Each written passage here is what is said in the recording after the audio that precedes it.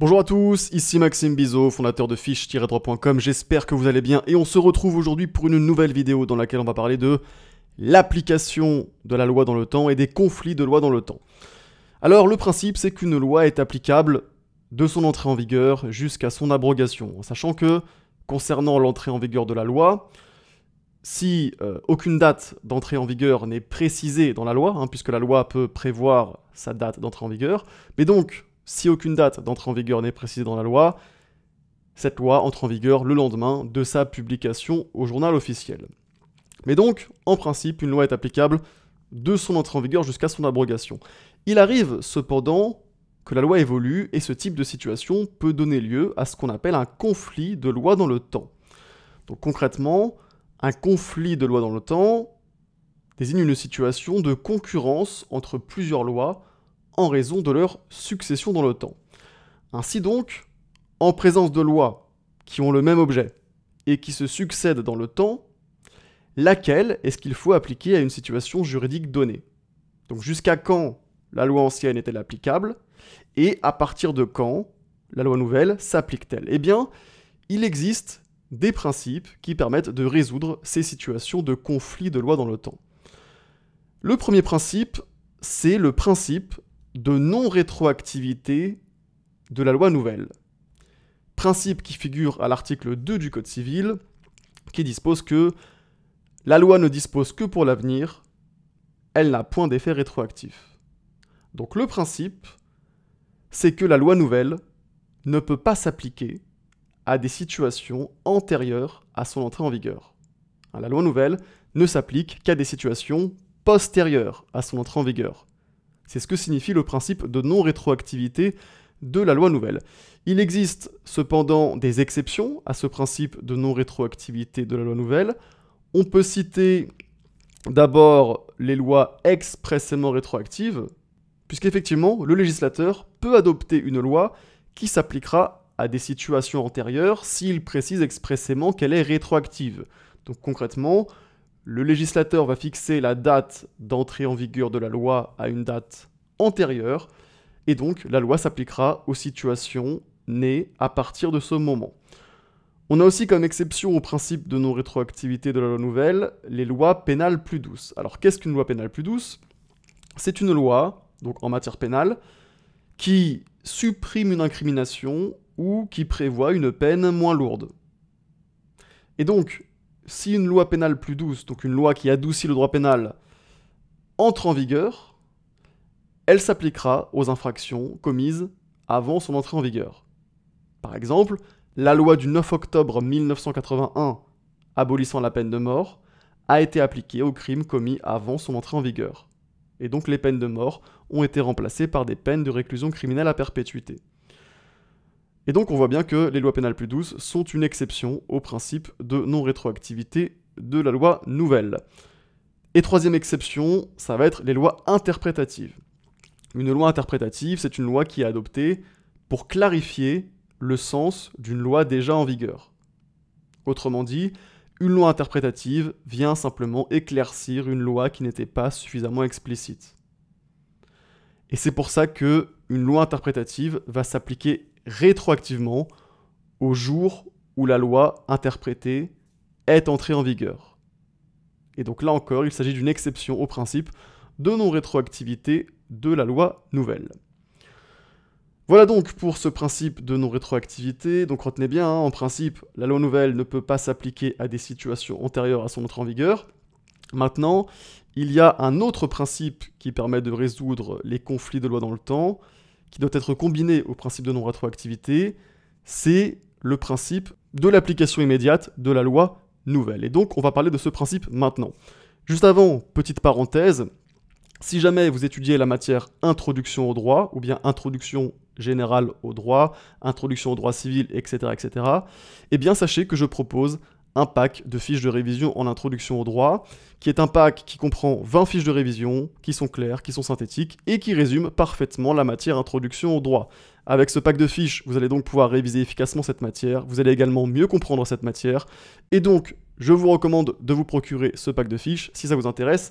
Vous avez le lien dans la description de cette vidéo. On reprend donc avec le principe de l'application immédiate de la loi nouvelle. Alors concernant ce principe d'application immédiate de la loi nouvelle, on va distinguer selon que la situation juridique est un contrat ou non. D'abord, pour les situations juridiques non contractuelles.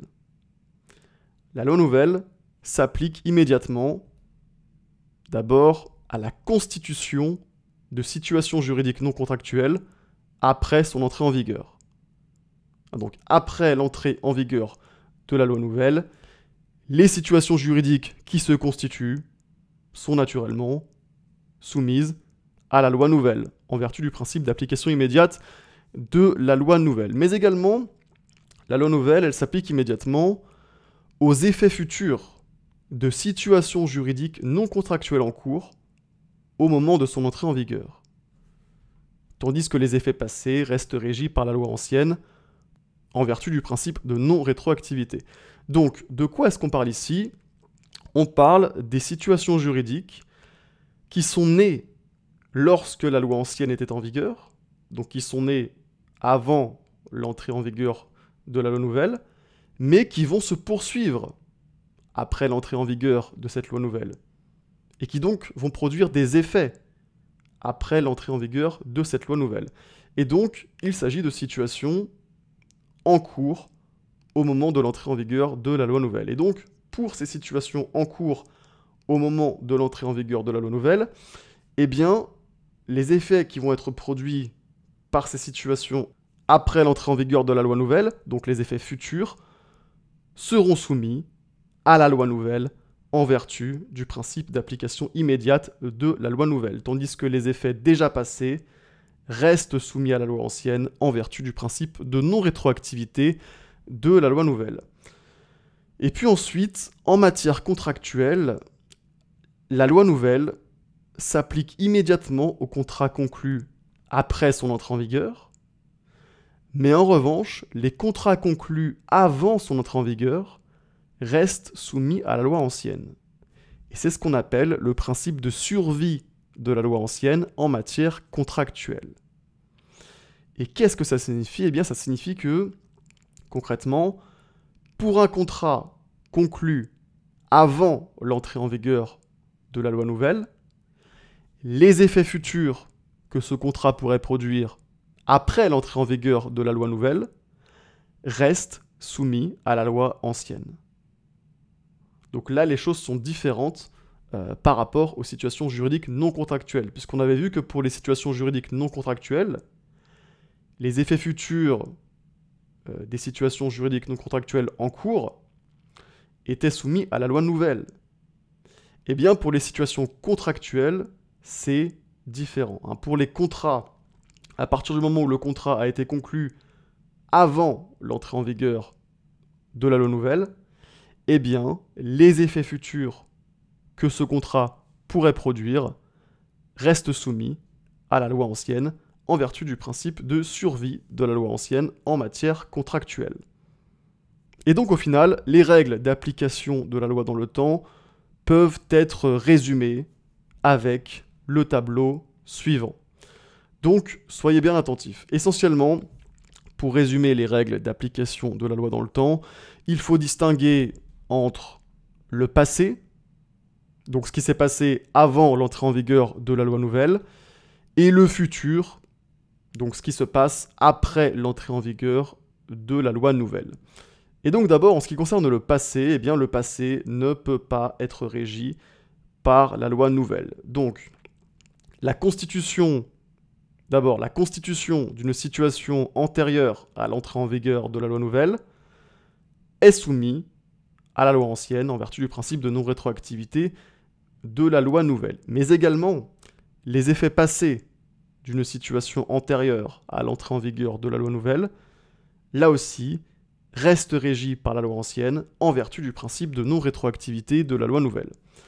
Et puis en ce qui concerne le futur, donc ce qui se passe après l'entrée en vigueur de la loi nouvelle. D'abord, la constitution d'une situation après l'entrée en vigueur de la loi nouvelle est soumise à la loi nouvelle en vertu du principe d'application immédiate de la loi nouvelle. Mais, en ce qui concerne les effets futurs d'une situation constituée avant l'entrée en vigueur de la loi nouvelle, mais donc qui va se poursuivre après l'entrée en vigueur de la loi nouvelle, eh bien on distingue entre les situations non contractuelles et les situations contractuelles.